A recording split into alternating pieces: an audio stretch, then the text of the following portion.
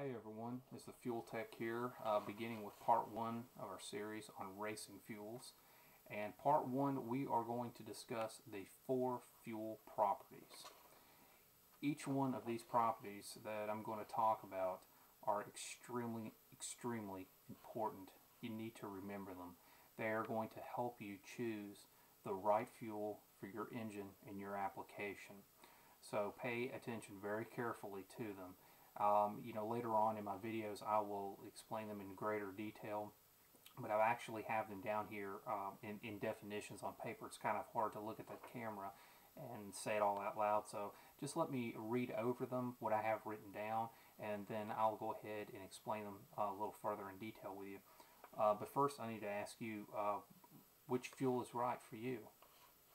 Well, that's hard to determine. I don't know. What kind of motor do you have? Do you have a nitrous injected motor? Do you have a forced induction motor? Do you have a naturally aspirated engine? All these play in a role of what fuel that you need to choose. Do you need a lightweight fuel, a heavyweight fuel? I don't know. What kind of engine do you have? So let me go ahead and start off with the first one, which is octane. And everybody has gone to the pump gas in the car, and they see octane. What in the world is octane? Well, the definition of octane simply is this. This does nothing more than rate the fuel's ability to resist detonation and pre-ignition. Folks, that's all that number is. When you see that, it's just the resistance to detonation and or pre-ignition. Okay? When a refiner makes a fuel, he is saying up to this point, up to this octane number, it should resist detonation and or pre-ignition on the car, and that's what that means. It does not mean that, hey, I've got a high octane, so I'm going to make more power, or you've got a real high octane, so you're going to have a slower burning speed, on your fuel. It's totally false. That's all that is. And what they actually have on that octane number, they actually have a research octane and a motor octane number, which gives you your final octane. And I'm going to show you through in my next segment on that when we actually go over the different properties of the race fuels. The second one we need to talk about is the burning speed. Burning speed is simply that. This is the speed in which the fuel releases its energy. Okay. The burning speed, what it is how fast does the fuel burn? How slow does it burn? You have to know what kind of motor that you are building, what you have built, to determine the type of burning speed in fuel. In other words, if you have a motor that is a naturally aspirated engine, for instance, and you're trying to get every little bit of power you can out of it, you typically want to go with a faster burning fuel. Whereas if you may have a nitrous injected motor in there, you're adding more oxygen into the engine to burn with the fuel to give you more power. You typically want a slower burning speed fuel in there. So, and again, I'll go more into that later on in my videos, but just remember burning speed. Simply all it is. It's how fast the fuel burns. The next one we're going to discuss is going to be energy value. Okay, energy value, an expression of the potential energy in the fuel. Energy value is measured in BTUs, which are British thermal units. There's a lot of misunderstanding on energy value, and a lot of guys think that the higher the energy value that the fuel has, in other words, the higher the BTU content, the better the fuel is going to be, and that is totally false on that. Okay,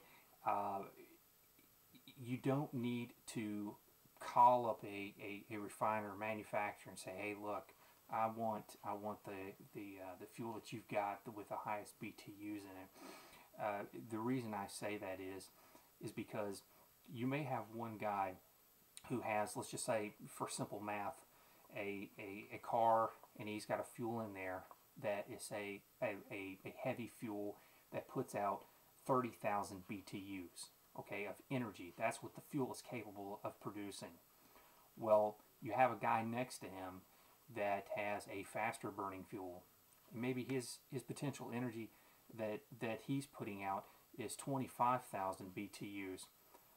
Well, what's happening is if that guy is not burning all of that fuel in his cylinders, meaning the guy that has the 30,000 BTU, he may lose 10,000 of a BTU throughout, through the exhaust, because the fuel is still burning. It's not properly, it has not properly burned in the cylinders, and all it's doing is it's just being released out of the exhaust valve and going out. So he has lost 10,000 BTUs of potential energy, whereas the guy next to him might have, his fuel might be 25,000 BTUs, and it's capable of putting that out, but he may have lost, say, 2,000 BTUs of potential energy. So if you think about it, the guy with the lighter fuel that has an energy potential of 25,000 now has 23,000 BTUs, whereas the other guy only has 20,000. Which one is going to make more power? So there again, don't assume just because the fuel has a higher BTU in it, or is capable of producing a higher BTU, than another fuel is better, because that's false. And the last one is the cooling effect. The cooling effect of the fuel is related to the heat of vaporization. The higher the fuel's heat of vaporization, the better its ability to cool the intake mixture. Okay, it works good on 4 strokes, but it's especially fantastic on 2 strokes. Whereas a 2-stroke engine is it's putting out its most power at high RPM, okay, or as they call it, on the pipe. So with a motor putting out extremely high RPMs, it doesn't matter what kind of motor it is. It can even be in a 4-cycle motor. The better the cooling effect, meaning the cooler the intake charge of the incoming fuel and air mixture going in, the better all-around performance you are going to gain. Okay, and it's true with 4, but it's especially big time on 2 strokes or any engine that can potentially run really hot. So let's go over it again.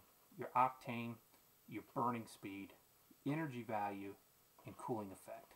Those are your 4 fuel properties. Remember them, and when we go into our next segment, I will put these properties in with our specifications here, explain them in greater detail, so these specifications will make a whole lot more sense to you. For instance, when we're going to be looking at specific gravities, your anti-knock index, of course those are your octane numbers there, your Reid vapor pressure, your distillation curves, whether it be a leaded or an unleaded fuel, the color, what that means and why the refiner puts a color on the fuel. We're going to be looking at the oxygen content, or the oxygen weight rather, and the dielectric constant.